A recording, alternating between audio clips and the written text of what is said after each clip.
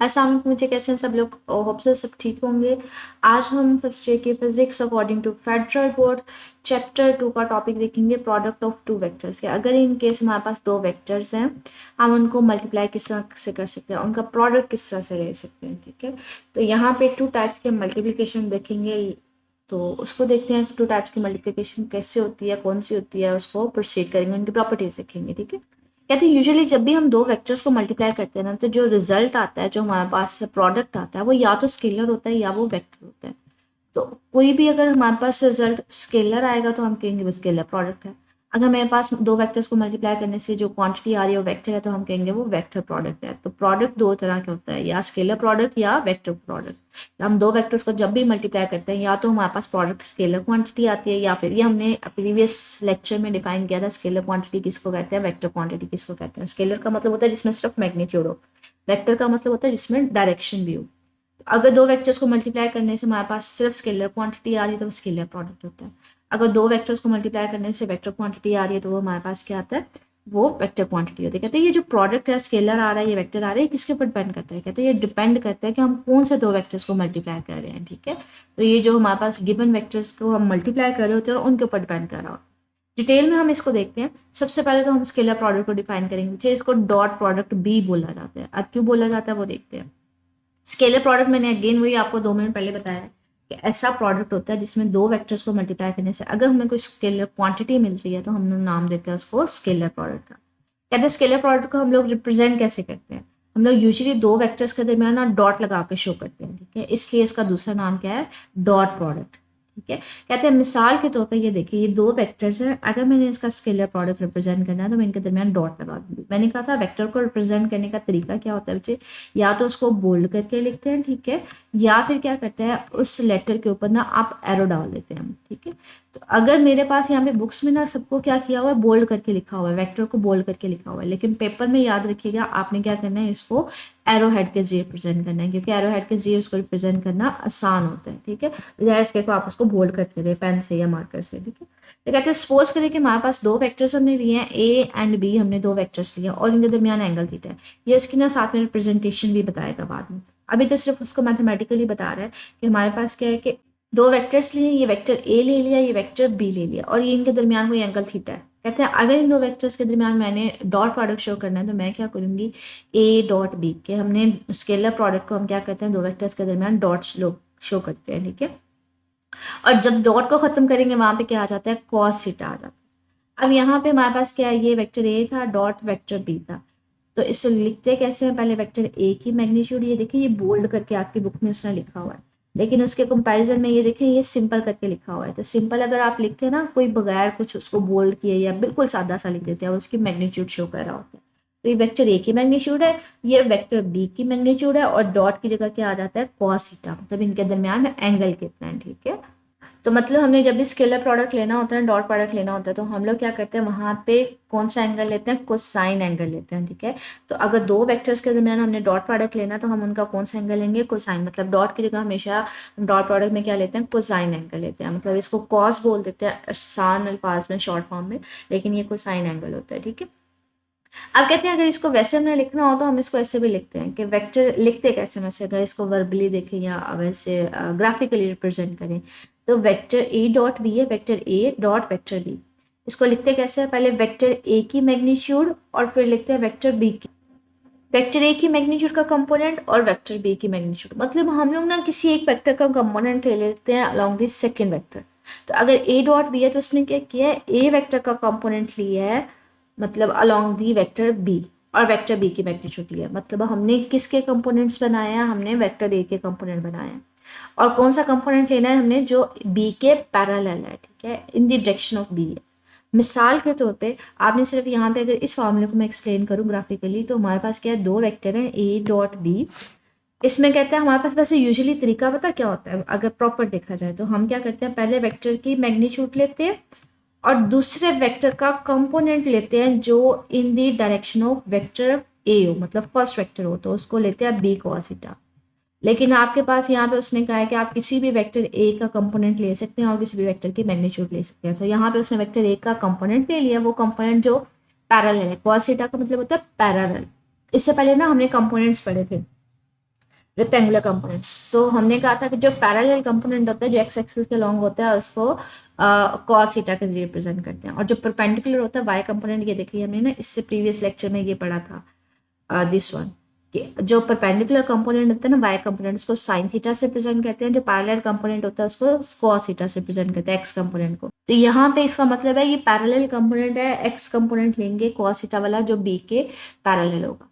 तो first vector की हम कंपोनेंट लेंगे और सेकंड वेक्टर की मैग्नीट्यूड उसी तरह से। तो कैसे लेंगे, ये फॉर एग्जांपल ये वेक्टर बी है, ये मेरे पास वेक्टर ए है। ए कॉस थीटा का मतलब है मुझे वेक्टर ए को उसके कंपोनेंट्स में रिजॉल्व करना है। तो रिजॉल्व करने का तरीका क्या था, उस वेक्टर के ना एंड पॉइंट से हम एक नॉर्मल या एक डॉटेड लाइन खींच लेते, या हम इसको कह लें परपेंडिकुलर खींच लेते। जहाँ पे वो जाके टच करता था स्टार्ट से लेके उस पॉइंट तक का डिस्टेंस उसका क्या होता था, एक्स कंपोनेंट होता था, जिसको हम लोग ए कॉस थीटा से प्रेजेंट करेंगे। अब ये देखें स्टार्ट से लेके यहाँ तक का हमारे पास उसका कौन सा एक्स कंपोनेंट है, वो कंपोनेंट जो उसी डायरेक्शन में जिस डायरेक्शन में बी है हम कहते हैं ये पैरेलल कंपोनेंट है। तो हम लोगों ने यहाँ पे कंपोनेंट किसका लिया, किसी एक वेक्टर का हमने कंपोनेंट ले लिया और दूसरे वेक्टर की हमने सादी सादी मैग्नीट्यूड ले ली, मतलब यहाँ से लेके यहाँ तक उसकी मैग्नीट्यूड ले ली। तो डॉट प्रोडक्ट लिखने का तरीका क्या होता है कि किसी एक वेक्टर का कंपोनेंट लेते हैं पैरेलल कंपोनेंट और दूसरे वेक्टर की मैग्नीट्यूड ले लेते हैं। यहाँ पे हमने वेक्टर ए का कंपोनेंट ले लिया और वेक्टर बी की मैग्नीट्यूड ले ली। यहाँ पे कह रहे हैं ए कॉस थीटा हमारे पास क्या है, कंपोनेंट है of A in the direction of B, तो इसलिए इसको पैरेलल कंपोनेंट भी बोला जाता है। तो यहाँ पे इसको लिखा हुआ है ए कॉस थीटा है क्या हमारे पास, इसको लिखा जाएगा component of A along B. ये ए का वो वाला कंपोनेंट है जो बी की डायरेक्शन है, ठीक है। तो ये हमारे पास उसकी रिप्रेजेंट होगी, ग्राफिकल रिप्रेजेंटेशन होगी।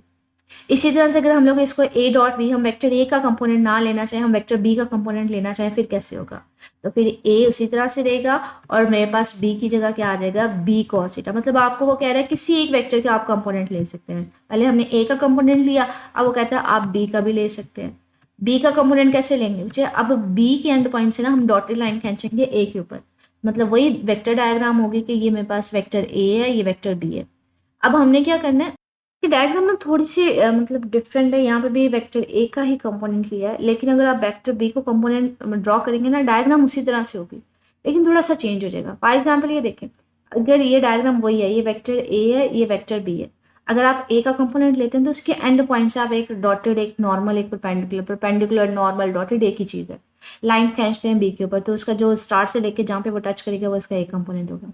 लेकिन अगर आप बी के कंपोनेंट खींचेंगे तो आप बी के एंड पॉइंट से एक डॉटेड लाइन खींचेंगे, तो यहाँ से लेके यहाँ तक जो उसका कंपोनेंट होगा वो उसका कंपोनेंट होगा बी कॉस थीटा। तो यहाँ पे याद रखिएगा आप बी के एंड पॉइंट से एक डॉटेड लाइन खींचते हैं, जहाँ पे जाके टच करेगा वो उसका बी कॉस थीटा होगा, ठीक है। तो यहाँ पे ये बेसिकली इसी चीज़ को बता रहे हैं। तो कहते हैं हमारे पास जब हम स्केलर प्रोडक्ट लेते हैं तो हम लोग किसी एक वेक्टर का कंपोनेंट ले लेते हैं और वो कंपोनेंट लेते हैं जो फर्स्ट वेक्टर की डायरेक्शन में हो, मतलब कॉस थीटा लेना है। आप ए का भी कंपोनेंट ले सकते हैं, बी का भी ले सकते हैं, किसी एक वेक्टर का, ठीक है। तो यहाँ पे ये कह रहा है product of magnitude of vector dot product जब हम लेते हैं बेसिकली क्या होता है, आप वेक्टर किसी एक वेक्टर का either vector with the component, किसी एक वेक्टर का आप एक कंपोनेंट ले लेते हैं, लेकिन वो कंपोनेंट क्या होना चाहिए, पहले वेक्टर की डायरेक्शन में होना चाहिए। जैसे यहाँ पे हमने क्या किया था, ए कंपोनेंट का हमने कंपोनेंट लिया था ए वेक्टर का, यहाँ पे हमने क्या किया, बी वेक्टर का कंपोनेंट ले लिया। तो किसी भी वेक्टर का ले सकते हो कंपोनेंट। लेना कैसे है बच्चे, जो पर्टिकुलर वेक्टर हम उसका कंपोनेंट ले रहे हैं उसके एंड पॉइंट से एक डॉटेड लाइन खींचते हैं, तो 0 पॉइंट से लेके जहाँ तक वो टच करेगी वो उसका कंपोनेंट होगा एक्स कंपोनेंट। अगर बी का ले रहे हैं तो जहाँ से वो टच करेगी 0 से लेके एंड पॉइंट तक वो उसका होगा बी का पैरेलल कंपोनेंट। तो सेम डायरेक्शन में लेना। कह रहे हैं इसकी हम लोग अभी तक एग्जाम्पल कौन सी पढ़ते हैं बच्चे, इसकी एग्जाम्पल हम लोग ना सबसे बेस्ट एग्जाम्पल हम वर्क की पढ़ते हैं। 9th क्लास में भी आपने बहुत ज़्यादा देखा होगा कि हमारे पास क्या होता है, फोर्स और डिस्प्लेसमेंट का डॉट प्रोडक्ट होता है। मैंने कहा था वेक्टर के लिए आपने बुक को इसको एरो के जरिए रिप्रेजेंट करना है, वेक्टर को हम लोग एरो हेड लगा कर रिप्रेजेंट करते हैं। आपकी बुक में ना यहाँ पे इसको बोल्ड करके लिखा हुआ है, तो एफ डॉट डी, डॉट की जगह हम क्या लिख देंगे, कॉस थीटा लिख देंगे, ठीक है। आपने पैरेलल कंपोनेंट लेना। इसी तरह से आप फर्दर ये फार्मूला भी पढ़ेंगे, पावर का एक फार्मूला होता है, ये प्रोडक्ट होता है फोर्स और वेलोसिटी का, ठीक है। तो डॉट की जगह हम क्या ले लेंगे, हम कॉस थीटा ले लेंगे, तो फोर्स और वेलोसिटी कॉस थीटा। इसी तरह से इलेक्ट्रिक फ्लक्स, ये आप सेकंड ईयर में पढ़ते हैं या मैट्रिक में पढ़ा होगा, ये इलेक्ट्रिक फील्ड का और एरिया का हमारे पास डॉट प्रोडक्ट होता है, तो डॉट की जगह कॉस थीटा आ जाएगा। तो ये सारी की सारी चीज़ें थी जो हमारे पास इसकी एग्जाम्पल थी, कोई एक एग्जाम्पल एट लीस्ट याद कर लीजिएगा। आगे प्रॉपर्टीज है स्केलर प्रोडक्ट की। स्केलर प्रोडक्ट का नाम जो है दूसरा डॉट प्रोडक्ट के भी है, तो या तो ये स्केलर प्रोडक्ट के नेम से आ जाता है, ये डॉट प्रोडक्ट के नेम से आ जाता है। कहते हैं स्केलर प्रोडक्ट की सबसे पहली प्रॉपर्टी कॉमोटेटिव प्रॉपर्टी को ओबे करती है। कॉमोटेटिव प्रॉपर्टी का मतलब क्या है, आपके पास ए डॉट बी जो है वो बी डॉट ए के इक्वल होता है। मतलब अगर आप जगह चेंज कर दें, ए की बजाय बी कर दें, पहले बी की बजाय ए कर दें, मतलब जगह स्वैप कर दें, तो हमारे पास कोई रिजल्ट चेंज नहीं होता, वो दोनों सेम होते हैं। अब वो कैसे सेम होंगी वो इसको प्रूव कर रहे हैं, ठीक है। यहाँ पे कॉमोटेटिव प्रॉपर्टी में वो कहता है ए डॉट बी जो हम यूजुअली लिखते हैं वो हमारे पास क्या होते हैं, ए बी कॉस थीटा। कहते हैं अब ये दोनों तो मैग्नीट्यूड एंड नंबर है, अब इसको आगे पीछे किया जा सकता है। मतलब मिसाल के तौर पर अगर मेरे पास ये 2 है, ये नंबर है मेरे पास, ए क्या है, ये मैग्नीट्यूड है, ये वेक्टर बी की मैग्नीट्यूड है, और दूसरा मेरे पास मैग्नीट्यूड 3 है। अगर मैं इसके पास 6 आंसर आ रहा है, अगर मैं इनकी जगह चेंज कर दूं, मैं 3 पहले कर दूं 2 बाद में कर दूं, तो कोई फर्क पड़ेगा प्रोडक्ट के ऊपर? कोई फर्क नहीं पड़ेगा, आंसर तो वही होगा। तो आप इसको 2 3 करें या 3 2 करें, ए बी की बजाय आप बी ए भी कर सकते हैं। तो ये मेरे पास बी ए कॉस थीटा आ जाएगा, बी ए दूसरा ये कंपोनेंट ए एक वेक्टर का है, तो ये बी डॉट ए आ जाएगा। तो जितना पहले है उतना ही बाद में, क्योंकि ये मैग्नीट्यूड है, ठीक है, ये स्केलर प्रोडक्ट है। स्केलर प्रोडक्ट में मतलब ये होता है कि मैग्नीट्यूड चेंज नहीं होती प्रोडक्ट में, ठीक है। ये हमारे पास क्या है, कॉमोटेटिव है, जितना रिजल्ट पहले है उतना ही बाद में होगा। सेकंड वो कहता है कि परपेंडिकुलर वेक्टर्स का जो हमारे पास स्केलर प्रोडक्ट होता है वो हमेशा क्या होता है, जीरो होता है। बच्चे परपेंडिकुलर वेक्टर्स होते हैं जो वेक्टर्स एक दूसरे के परपेंडिकुलर होते हैं। फॉर एग्जांपल ये मैंने कहा कि सपोज करें कि वेक्टर ए है मेरे पास अलोंग द एक्स एक्सिस, और यहाँ पे कोई वेक्टर बी पड़ा हुआ है जो अलोंग द वाई एक्सिस है। अब ये दोनों वेक्टर्स क्या एक दूसरे के परपेंडिकुलर हैं, तो इनके दरमियान एंगल कितना होता है, 90 डिग्री होगा। डॉट प्रोडक्ट क्या होगा, बच्चे डॉट प्रोडक्ट तो उसी तरह से लिखेंगे ना, A dot B is equal to A B cos theta. अब एंगल कितना है यहाँ पे दोनों के दरमियान, 90 डिग्री है। कॉस 90 जब आप कैलकुलेटर पे प्रेस करते हैं तो बच्चे ये जीरो आ जाता है, ठीक है। तो कॉस 90 क्या होगा, जीरो। तो ओवरऑल डॉट प्रोडक्ट क्या हो जाएगा, दो परपेंडिकुलर वेक्टर्स का जीरो होगा। ये एमसीक्यूज में भी आ जाता है, dot product of two perpendicular vectors equal to, नीचे आ जाता है zero, maximum minimum none of these, तो ये जीरो होता है। कहते हैं अगर इसी को हम लोग यूनिट वेक्टर्स की फॉर्म में डिफाइन करना चाहिए, तो यूनिट वेक्टर मैंने आपसे कहा था हमारे पास क्या होते हैं, मैंने कहा था यूनिट वेक्टर्स किसी भी एक्स एक्सिस या वाई एक्सिस या जी एक्सिस के दरमियान ना डायरेक्शन को शो करते हैं। यूनिट का मतलब होता है वन, जिनकी मैग्नीट्यूड वन है, मतलब मैग्नीट्यूड वन है, सिर्फ और सिर्फ क्या बताते हैं, डायरेक्शन बताते हैं। एक्स एक्सिस का लॉन्ग डायरेक्शन किसके रिप्रेजेंट किया जाता है, आई कैप। वाई के लॉन्ग किससे रिप्रेजेंट किया जाता है, जे। और जी के लॉन्ग किससे रिप्रेजेंट किया जाता है, के कैप के लॉन्ग, ठीक है। तो कहते हैं अगर हमने यूनिट वेक्टर्स लिखने हैं तो वो कैसे लिखेंगे, उनका डॉट प्रोडक्ट कैसे होगा। किस केस में यूनिट वेक्टर्स कहते हैं, अगर हमने दो परपेंडिकुलर यूनिट वेक्टर्स लेने हैं, मतलब यहाँ पे दो वेक्टर्स मैंने लिए हैं अलोंग द एक्स एक्सिस, अगर मैं आई कैप लेती हूँ, ठीक है, मैंने कहा था अलोंग द एक्स एक्सिस हमेशा क्या लिया जाता है, I cap. Along the Y axis क्या लिया जाता है, जे कैप। अगर इनके दरमियान मैं डॉट प्रोडक्ट लेना चाह रही हूँ, दो परपेंडिकुलर यूनिट वेक्टर्स के दरमियान मैं डॉट प्रोडक्ट लेना चाह रही हूँ, तो आई डॉट जे कैप आ जाएगा ना, आई कैप डॉट जे कैप। मैंने कहा ये यूनिट वेक्टर्स ऐसे होते हैं जिनकी मैग्नीट्यूड वन होती है। यूनिट का मतलब होता है यूनिटी, मैग्नीट्यूड कितनी है, वन। तो फर्स्ट वेक्टर की मैग्नीट्यूड वो वन आ जाएगी, सेकंड वेक्टर की मैग्नीट्यूड वो भी क्या आएगी, वन आएगी, क्योंकि यूनिट वेक्टर्स है। डॉट की जगह क्या आ जाएगा, कॉस थीटा, ठीक है। तो डॉट की जगह कॉस, और अब इनके दरमियान एंगल कितना बच्चे, आई हमारे पास एक्स एक्सिस के लॉन्ग होता है, जे वाई एक्सिस के लॉन्ग होता है, तो दरमियान में 90 आता है, तो कॉस 90 आ जाएगा, ठीक है। कॉस 90 तो वैसे ही जीरो होगा, अगर कॉस 90 जीरो है तो ये सारी टर्म्स ओवरऑल क्या हो जाएगी, जीरो आ जाएगी। तो किसी भी दो डिफरेंट यूनिट वेक्टर, मतलब आई जे ले लें, जे आई ले लें, मतलब कोई से भी अगर दो डिफरेंट मैं यूनिट वेक्टर्स लेती हूँ, कि आई और जे के दरमियान ले लूँ, जे और के दरमियान ले लूँ, के और आई के दरमियान ले लूँ, जब भी दो परपेंडिकुलर यूनिट वेक्टर्स होंगे उनका डॉट प्रोडक्ट हमेशा क्या आएगा, जीरो आएगा, ठीक है। तो मैंने आपको प्रूव करके भी दे दिया किस तरह से जीरो आता है। इसी तरह से कहते हैं अगर दो वेक्टर्स जो हैं वो पैरेलल हैं, पैरेलल का मतलब है एक ही डायरेक्शन में है। अगर वेक्टर ए इस तरफ है तो वेक्टर बी भी इसी तरफ है, ठीक है, दोनों एक ही डायरेक्शन में है, फिर उनका डॉट प्रोडक्ट क्या आएगा। अब दोनों अगर एक ही डायरेक्शन में है तो मतलब हमारे पास क्या है, दोनों एक्स एक्सिस के लॉन्ग है, तो एंगल इन दोनों के दरमियान क्या होगा, फिर जीरो होगा। तो ए डॉट बी का मतलब है पहले वेक्टर की मैग्नीट्यूड, सेकंड वेक्टर की मैग्नीट्यूड, डॉट की जगह कॉस थीटा आ जाएगा। कॉस थीटा, थीटा हमारे पास एंगल क्या है, जीरो, तो ये मेरे पास आ जाएगा ए बी आ जाएगा, ठीक है। तो अगर हमारे पास हम वेक्टर का सेल्फ प्रोडक्ट लेना चाहें, सेल्फ प्रोडक्ट का मतलब है अपने साथ ही मैं लेना चाहूँ, ए है डॉट ए, मतलब अगर ये वेक्टर ए है तो वो अपने साथ ही वो B C along X axis होगा, तो ए का अपने साथ क्या होगा, एंगल जीरो होगा। कॉस जीरो क्या होता है, वन, तो ये मैग्नीट्यूड टू टाइम होगी, इसको ए स्क्वायर भी लिखा जा सकता है। कहते हैं कि इसको यूनिट वेक्टर्स के फॉर्म में लिखा जाए, बच्चे I dot I, I along the x axis है ना, तो अगर पहला आई अलॉन्ग द एक्स एक्सिस है तो दूसरा भी तो अलॉन्ग द एक्स एक्सिस ही होगा, तो दोनों के दरमियान एंगल कितना होगा, मेरे पास जीरो होगा, तो आई डॉट आई किसके इक्वल आ जाएगा, वन के इक्वल आ जाएगा।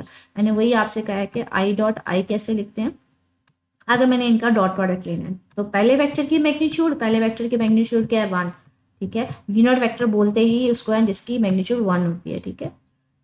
सेकेंड वेक्टर है उसकी मैग्नीट्यूड भी क्या होगी 1, और इनके दरमियान डॉट की जगह क्या आ जाएगा cos थीटा। अब दोनों अलोंग दी एक्स एक्सिस ही हैं तो इनके दरमियान cos थीटा की वैल्यू क्या आएगी 0। cos 0 जब आप कैलकुलेटर पे लेते हैं बच्चे 1 होता है, तो 1 सबको मल्टीप्लाई करेंगे तो 1 आ जाएगा। तो अगर सिमिलर यूनिट वेक्टर्स लेंगे तो उनका डॉट प्रोडक्ट हमेशा क्या होगा 1 होगा। तो ये याद रखिएगा, ये एमसीक्यूज में आता है। I dot I, J dot जे, के डॉट के हमेशा 1 के इक्वल होता है। डॉट प्रोडक्ट सिमिलर का 1 के इक्वल होता है।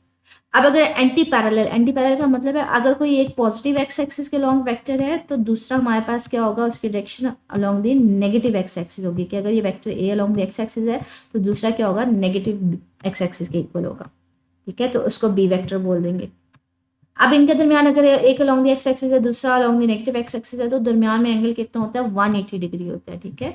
तो cos 180 होगा ए पहले वेक्टर की मैग्नीट्यूड, सेकंड वेक्टर की मैग्नीट्यूड, और हमारे पास cos डॉट की जगह cos, और मेरे पास एंगल कितना इनके दरमियान 180 डिग्री। तो cos 180 बच्चे कैलकुलेटर पे जब आप प्रेस करते हैं -1 होता है, तो ये माइनस ए बी के इक्वल आ जाएगा। कहते हैं अगर आपने स्केलर प्रोडक्ट और डॉट प्रोडक्ट को आपने रेक्टेंगुलर कंपोनेंट्स की फॉर्म में लिखना है तो वो कैसे लिखेंगे, वो देखते हैं। हमने ना किसी भी वेक्टर को उसके कंपोनेंट्स में लिखा था, लाइक कि आप काइंडली थोड़ा सा ना रेफर कर लीजिएगा प्रीवियस लेक्चर को, वेक्टर रेजोल्यूशन, वेक्टर को उसके कंपोनेंट्स में लिखना। तो हमने कोई सा भी वेक्टर था उसको उसके कंपोनेंट्स में कैसे लिखते हैं। फॉर एग्जांपल ये वेक्टर ए है तो ये मेरे पास आ जाएगा, ये 2D के केस था, मतलब जब हमने एक्स एक्सिस और वाई एक्सिस लिए थे। तो एक वेक्टर को लिखने का तरीका क्या होता है, x component with I cap, मतलब एक्स एक्सिस के लॉन्ग हमने कहा था कि डायरेक्शन आई कैप से होती है, Y component with J cap. अगर मैं 3 एक्सिस भी लेती, जी एक्सिस भी लेती, यहाँ पे एक और कंपोनेंट आ जाता, वो कौन सा आ जाता, ए जी। और जी के अलॉन्ग जो डायरेक्शन है वो किससे रिप्रेजेंट की जाती है, वो के से रिप्रेजेंट की जाती है। तो एक के क्या, तो हम किसी भी वेक्टर को उसके 3 कंपोनेंट्स की फॉर्म में लिख सकते हैं। अगर यहाँ पे वेक्टर बी है तो उसके कंपोनेंट्स भी होगा ए एक्स बी वाई और बी जी। तो यहाँ पे हमने उसी काम को किया है। तो A dot B dot product लिया है, वेक्टर पहले वेक्टर ए है तो उसके कंपोनेंट्स लिखे हैं ए x plus A Y J plus ए जी के डॉट। फिर हमने किसके लिखे हैं, बी कंपोनेंट लिखे हैं। तो बी के हमने वेक्टर के कंपोनेंट लिखे बी एक्स आई प्लस बी वाई जे प्लस बी जी के, ठीक है। ऐसे जब इनको डॉट प्रोडक्ट लिया ना, इसको इसके साथ मल्टीप्लाई किया तो ये आंसर आ गया। उसमें इसने डायरेक्ट नहीं उसको किया, लेकिन अगर इसको एक डायरेक्ट कर दिया, मतलब इसको स्टेप्स में नहीं किया, लेकिन अगर इसको स्टेप्स में देखें, आपके एक्सरसाइज का शॉर्ट क्वेश्चन भी है तो वो देखते हैं। आपके पास ए कंपोनेंट के ये थे और बी वेक्टर के कंपोनेंट ये थे, आपने इनके डॉट प्रोडक्ट लिए। डॉट प्रोडक्ट कैसे लेते हैं बच्चे, पहले वेक्टर एक कंपोनेंट का पकड़ेंगे, इन तीनों के साथ मल्टीप्लाई करेंगे, इसको उठा के इसके साथ मल्टीप्लाई किया, फिर इसको उठा के इसके साथ मल्टीप्लाई किया, इसको उठा के इसके साथ मल्टीप्लाई किया। अब इसमें क्या है बच्चे, ये याद रखिएगा, ये मैग्नीट्यूड नंबर है और ये डायरेक्शन है, ठीक है। जब मैं इसको इसके साथ मल्टीप्लाई करूंगी ना तो मैग्नीट्यूड अलग कर दूंगी ए एक्स बी एक्स, और यूनिट वेक्टर्स को अलग, आई डॉट आई। वेक्टर्स है ना तो डॉट प्रोडक्ट हमेशा वेक्टर्स के दरमियान होता है, तो मैं यूनिट वेक्टर्स के दरमियान लूंगी। इसी तरह से जब मैं इसको उठा के इसके साथ मल्टीप्लाई करूंगी तो मैग्नीट्यूड अलग कर दूंगी ए एक्स बी वाई, और यूनिट वेक्टर्स अलग से आई डॉट जे। फिर मैं जब इसको इसके साथ मल्टीप्लाई करूंगी तो ए एक्स बी जी और साथ में आई डॉट के यूनिट वेक्टर। अब इसको पकड़ के मैंने इन तीनों से मल्टीप्लाई किया, अब मैं सेकंड वाले को पकड़ के ना इन तीनों से मल्टीप्लाई करूंगी तो वही आ जाएगा A Y B X J dot I और A Y B Y J dot J. तो फिर मैं इसी तरह से इसको पकड़ के इन तीनों से मल्टीप्लाई कर दूंगी तो ये मेरे पास 9 टर्म्स आ जाएंगे। अब इसमें ना स्केलर प्रॉपर्टी में मैंने ये पढ़ा था, ये प्रीवियस अभी मैंने डिफाइन भी किया, एक्सप्लेन भी किया कि जब सिमिलर यूनिट वेक्टर्स होते हैं प्रोडक्ट 1 के इक्वल आता है डॉट प्रोडक्ट। अगर ऑपोजिट होंगी, डिफरेंट होंगी, तो हमारे पास ऑपोजिट का नहीं मतलब डिफरेंट होंगी, आई डॉट जे होगा जे डॉट के होगा, तो हमेशा आंसर किसके इक्वल आएगा, 0 के इक्वल आ जाएगा। तो यहाँ पे जहाँ जहाँ पे सिमिलर यूनिट वेक्टर्स है वहाँ पे 1 लिखते हैं, जहाँ पे डिफरेंट है वहाँ पे 0 लिखते हैं, ठीक है। तो 0 वाले तो खत्म हो गए, सिर्फ 1 वाले बच जाएंगे। तो ए एक्स बी एक्स आ जाएगा, ए वाई बी वाई बच जाएगा और ए जी बी जी बच जाएगा। तो ए डॉट प्रोडक्ट किसके इक्वल आ जाएगा, इसके इक्वल आ जाएगा। अब डॉट प्रोडक्ट का एक तो फार्मूला हम ये भी पढ़ते हैं, कौन सा पढ़ते हैं, ए बी डॉट प्रोडक्ट। एक तो हमने ये फाइंड आउट कर लिया और दूसरा हम लोग डॉट प्रोडक्ट किसके इक्वल पढ़ते हैं, A dot B is equal to A B cos theta के इक्वल पढ़ते हैं। ये भी हमने पढ़ा था ना, ए वेक्टर फर्स्ट वेक्टर की मैग्नीट्यूड, सेकंड वेक्टर की मैग्नीट्यूड और डॉट की जगह क्या आ जाएगा, कॉस थीटा आ जाएगा, ठीक है। ये हमारे पास है जो हमने इस फार्मूले को ओपन किया था कि दो वेक्टर्स का जो डॉट प्रोडक्ट होता है वो किसके इक्वल होता है, ए बी कॉस थीटा के। अब यहाँ पे बच्चे हमारे पास कॉस थीटा लेना है तो यहाँ पे ये मल्टीप्लाई हो जाएगा, जाके डिवाइड हो जाएगा। तो vector A dot B divided by A B, ये ऊपर वेक्टर्स है नीचे मैग्नीट्यूड है। अब यहाँ पे हमारे पास कॉस थीटा आ गया तो यहाँ पे ए डॉट बी किसके इक्वल था, वो भी हमने फाइंड आउट किया, x B X plus A Y B Y plus A G B G. तो उसकी जगह वो पुट कर दे, ए बी उसी तरह से। तो ये कंपोनेंट्स की फॉर्म में आ गया, कॉस थीटा हमने फाइंड आउट। तो यहाँ पे हमने सबसे पहले उसको डिफाइन किया है, डॉट प्रोडक्ट होता क्या है, ठीक है। फिर उसको मैथमेटिकली किस तरह से लिखते हैं, ठीक है। फिर उसको अगर हम लोग विद फिजिकल डायग्रामेटिकली उसको कैसे प्रेजेंट किया जा सकता है, किसी एक वेक्टर का हम कंपोनेंट ले रहे होते हैं, डॉट कॉस की जगह हम कॉस थीटा क्यों लिख रहे होते हैं, वो बेसिकली क्या होता है, हम किसी एक वेक्टर का कंपोनेंट ले रहे होते हैं तो इसलिए हम उसको लिखते हैं। तो वो हमने कंपोनेंट्स में भी रिजॉल्व करके बताया। फिर हम किसी एक एग्जाम्पल को कोट कर देंगे, कोई एक देख लीजिएगा, वैसे एमसीक्यूज के लिए तीनों देख लीजिएगा। और हमने कोई सी 4 से 5 प्रॉपर्टीज करनी है, ठीक है। प्रॉपर्टीज में ये जो यूनिट वेक्टर्स हैं ये लेदर एमसीक्यूज में भी हैं, ये शॉर्ट क्वेश्चन में भी हैं, ठीक है। तो ओवरऑल ये आपका लॉन्ग क्वेश्चन है। तो ये कंप्रिहेंसिव क्वेश्चन है, डिस्क्राइब द डॉट प्रोडक्ट, पहले उसको डिफाइन करेंगे, मैथमेटिकल फॉर्म लिखेंगे, फिर उसके डायग्रामेटिकली एक्सप्लेन करेंगे कि हम डॉट की जगह कॉस क्यों लिखते हैं, फिर उसकी क्या लेंगे कंपोनेंट्स के फॉर्म में, और फिर उसकी प्रॉपर्टीज की तरफ चलेंगे, ठीक है। तो ये हमारे पास उसका टॉपिक आ जाएगा, कंप्लीट आज का टॉपिक इसमें। ये शॉर्ट क्वेश्चन ये देखें, A dot B is equal to A X B X plus A Y B Y A G B G. तो जो इसकी लास्ट वाली प्रॉपर्टी थी जिसको एक्सपैंड करके मैंने आपको दिखाया भी था, ये बेसिकली उस चीज़ को एक्सप्लेन करा, तो ये वो शॉर्ट क्वेश्चन है, ठीक है। इसी तरह से वो कहते हैं show that the vector product obey the commutative law, तो जो इसकी आज के टॉपिक में फर्स्ट प्रॉपर्टी है वो इसमें आ जाएगी, ठीक है। और शॉर्ट क्वेश्चन है, find the dot product of unit vectors with each other at 0 angle and 90 degree angle. तो वो जो आज हमने किया ना उसमें कि जब हमने दो यूनिट वेक्टर्स लिए थे, हमने कहा था उनके दरमियान एंगल 90 डिग्री है, तो हमने उसका प्रोडक्ट 0 को इक्वल प्रूव किया था। फिर हमने यूनिट वेक्टर्स लिए थे, हमने कहा था सेम है तो उनके दरमियान एंगल 0 है, तो हमने उसका प्रोडक्ट 1 के इक्वल प्रूव किया था। तो ये आज इसका टॉप आंसर है, ठीक है। मतलब वही आंसर है कि आपने दो जो सिमिलर नहीं है आई डॉट जे, उनके दरमियान एंगल 90 होता है, कॉस 90 0 होता है, तो साइड टर्म 0 होगी। तो कोई भी ऐसे यूनिट वेक्टर जो सिमिलर नहीं होंगे उनका प्रोडक्ट हमेशा किसके इक्वल आएगा, 0 के। लेकिन अगर सिमिलर होंगे तो उनका प्रोडक्ट एंगल 0 होगा, तो हमारे पास उनका प्रोडक्ट किसके इक्वल आ जाएगा, 1 के इक्वल आ जाएगा, ठीक है। तो ये हमारे पास आज का टॉपिक था, जिससे रिलेटेड हमने शॉर्ट क्वेश्चंस भी देखे, एमसीक्यू वो लॉन्ग क्वेश्चन ओवरऑल, तो ये लॉन्ग क्वेश्चन में है। मजीद कुछ पूछ रहा हूँ मुझे कमेंट सेक्शन पूछ लीजिएगा। ओके, अल्लाह हाफिज़।